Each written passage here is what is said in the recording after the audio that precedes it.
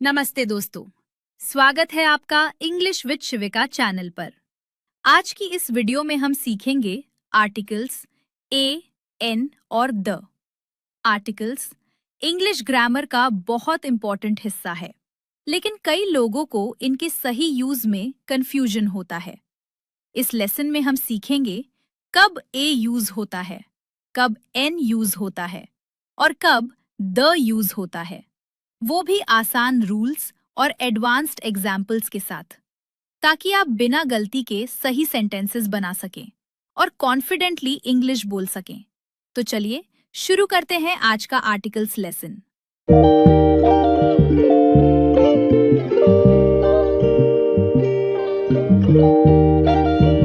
सबसे पहले समझते हैं आर्टिकल्स क्या होते हैं। आर्टिकल्स इंग्लिश के छोटे छोटे वर्ड्स होते हैं।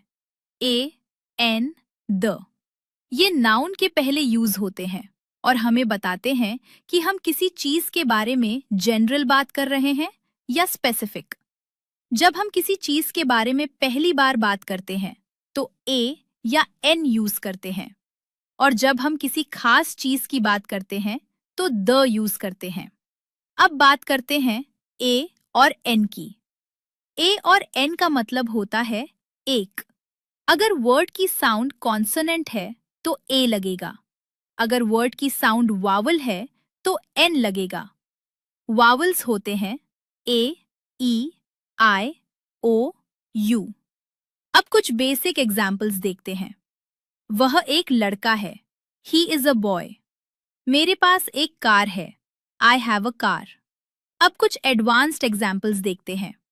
उसने समस्या हल करने के लिए एक अनोखा तरीका अपनाया। She adopted a unique approach to solve the problem. वह एक बहुत ही प्रतिभाशाली संगीतकार है। He is a highly talented musician. मेरी यात्रा के दौरान मुझे एक शानदार अनुभव हुआ। I had a wonderful experience during my trip. उसने मुझे एक उपयोगी सलाह दी। She gave me a useful piece of advice.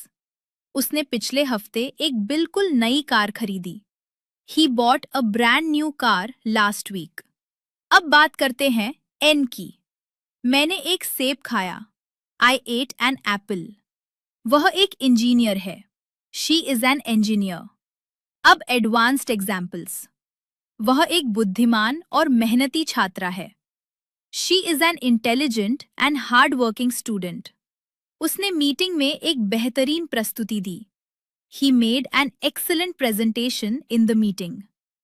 मैंने बगीचे में एक असामान्य पक्षी देखा। I saw an unusual bird in the garden. उसने मेरे काम के बारे में एक ईमानदार राय दी। She gave me an honest opinion about my work. वह एक अनुभवी सॉफ्टवेयर डेवलपर है। He is an experienced software developer. अब एक इम्पॉर्टेंट बात, एन स्पेलिंग पर नहीं, साउंड पर डिपेंड करता है। वह एक ईमानदार आदमी है। He is an honest man. मैंने 1 घंटे इंतजार किया। I waited for an hour. वह एक विश्वविद्यालय का छात्र है। He is a university student. अब बात करते हैं द की। द का मतलब होता है वही खास। जब हम किसी स्पेसिफिक चीज की बात करते हैं तो द का यूज करते हैं। दरवाजा बंद करो, क्लोज द डोर। मैंने उस लड़के को देखा। I saw the boy. अब एडवांस्ड एग्जाम्पल्स देखते हैं। जो प्रोजेक्ट तुमने जमा किया वह सच में प्रभावशाली था। The project you submitted was truly impressive. Table पर रखी किताब मेरी है। The book on the table belongs to me. अध्यापक ने उस कॉन्सेप्ट को बहुत स्पष्ट रूप से समझाया। The teacher explained the concept very clearly. जो फिल्म हमने कल देखी वह शानदार थी। The movie we watched yesterday was amazing. Manager द्वारा लिए गए फैसलों ने पूरी टीम को प्रभावित किया। The decisions made by the manager affected the whole team. अब डिफरेंस समझते हैं। मैंने एक कुत्ता देखा। I saw a dog. वह कुत्ता भौंक रहा था। The dog was barking. पहले हमने ए यूज किया क्योंकि बात जनरल थी। फिर द यूज किया क्योंकि अब वही डॉग स्पेसिफिक हो गया। अब प्रोनाउंसिएशन समझते हैं। द को दो तरह से बोला जाता है, द और दी। अगर नेक्स्ट वर्ड कॉन्सोनेंट साउंड से शुरू हो तो द, अगर वावल साउंड से शुरू हो तो the. The boy, the boy, the apple, the apple. अब प्रैक्टिस करते हैं। Apple, boy, honest man, university, our.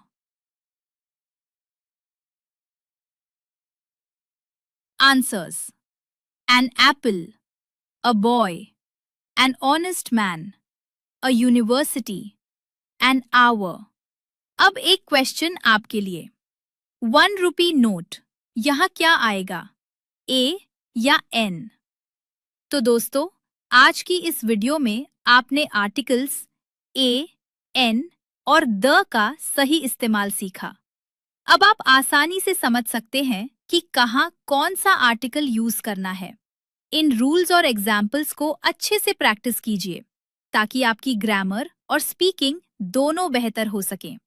अगर वीडियो आपको हेल्पफुल लगा हो तो लाइक करें, शेयर करें और चैनल को सब्सक्राइब करना ना भूलें। मिलते हैं अगले वीडियो में एक और यूजफुल इंग्लिश टॉपिक के साथ।